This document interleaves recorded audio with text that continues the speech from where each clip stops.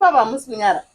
Sorry, handichazviiti. Sorry, izvozvo zvitinogara unoidii girlfriend munhu anogara mu1 room ane mukadzi nemwana munoidii? Ndokuti sorry, handichaiti zvemagirlfriend mabasa asatani. Sorry, Matiche handichazviiti. Ndati sorry, mabasa asatani. ndipewo address yasatani ndimbosvikapo ndimbonomubvunza kuti uri kufunda vanhu zvakanyanya kudai sei? Ndipe address yasatani, handibati mabasa asatani. Sorry, handina address yasatani wacho. Sorry, kukanganisa. Sorry. Kana musina address yasatani chimpe yake namba dzake ndimufonere ndimubvunze mubvunzo watoda kubvumubvunzawo.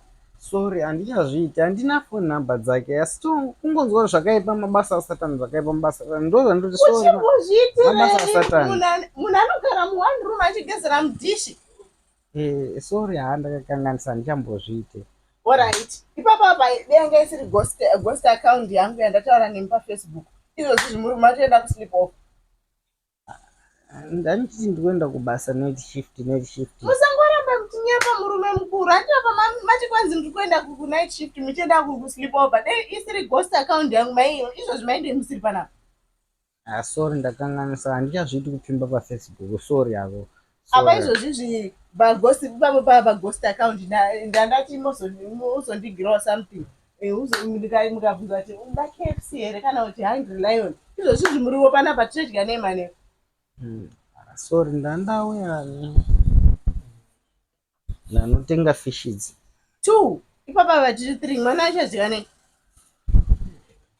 Ndandichingoti ndikatenga fishes 2 mwana anodya nemukaka. Ndanambona mukaka mufiriji. Saka makutoita munhurume wakutoita bhajeti mukitcheni. Sorry, handichazviiti. Kuita Ndakanganisa. bhajeti mumba. Sorry, rega ndigwadamire. Handisina kugwadamira izvozvi. Handisi mwari musatomboti gwadamire izvozvi. Shamwari dzenyu dzikasvika makandigwadamira apa zvinozoti chii? Handizoti makadyiswa.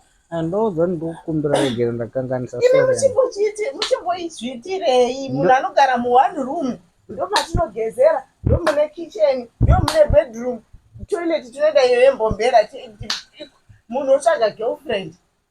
Iye ndiani akati munhu anotsvaga girlfriend paFacebook? Mama kukanganisa. Ikoko kwaakaita anogara kure ikoko hakuna varume here? Ndimega maonekwa kunzi ndimurume. Sorry, ndakanganisa. Ndikunyara chiri pamberi pemwana. Sorry, handichazviiti. Handichaiti girlfriend futi. Sorry, ndanyara. Shuwa muzvirege. Munhu kana wane mukadzi nemwana, ziva zvemba yako usiyana nezvokutsvaga nemagirlfriend paFacebook. Vanokudyai mari mukapera. Sorry, mwana, handichazviiti.